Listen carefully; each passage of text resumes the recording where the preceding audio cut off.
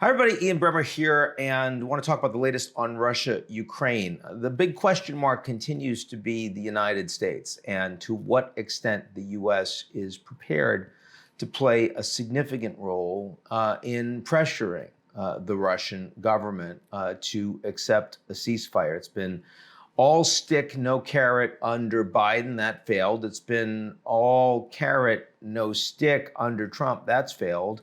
And usually when Trump fails at something, he's very good at no longer talking about it. It's as if it never happened. He pivots, he moves on to other things. That is not the case here. He has admitted failure, which is almost unique in Trump's presidency, both terms. And he's angry about it. He's bringing it up himself. He thought he had more influence with Putin because of his personal relationship.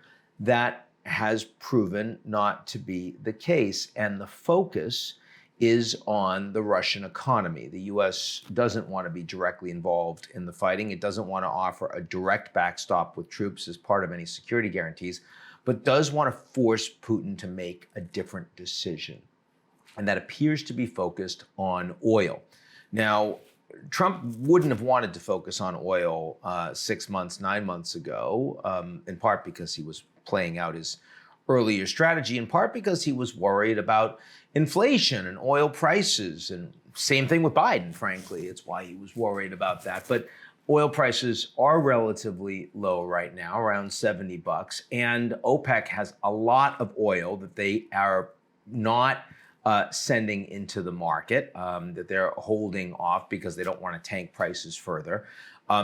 Trump talks with Mohammed bin Salman regularly, privately on the phone. I am fairly certain that oil is a component to those conversations. So Trump understands that if Russian energy was suddenly no longer available, that OPEC would be stepping up and stepping in. And the Americans are producing a lot. So maybe he's less worried about that. He's also leaning in. I've seen this with initially Trump saying the Europeans have to do it and mentioning the EU as a whole.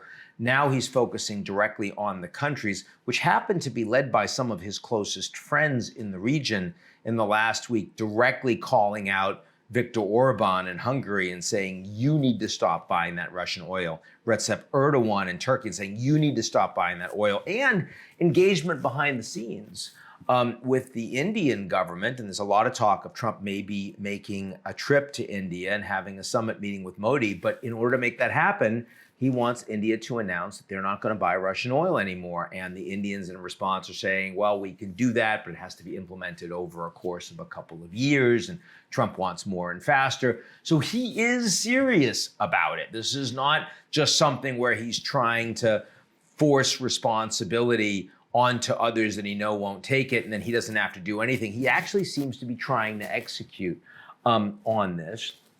Also, his conversation with Zelensky last week in New York did discuss America buying a lot of drones from Ukraine as they ramp up their production capability. And the tech is first class, and the data it's trained on is real time and extensive.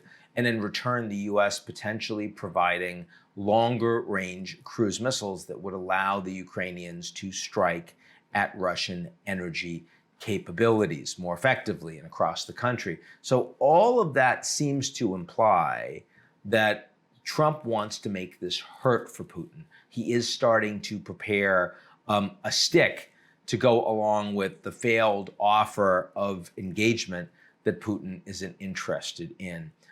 Is it too small? Will it be effective? Will it be seen as credible? Does Putin care? How much can he resist his economy under real pressure? The way he's been able to resist over a million Russian soldiers as casualties over 3.5 years of war, that remains to be seen. But this is not a status quo space, and the United States is a lot closer to the Ukrainian position, the European position, and the position of the previous U.S. administration today than Trump was a few months ago. That's it for me, and I'll talk to y'all real soon.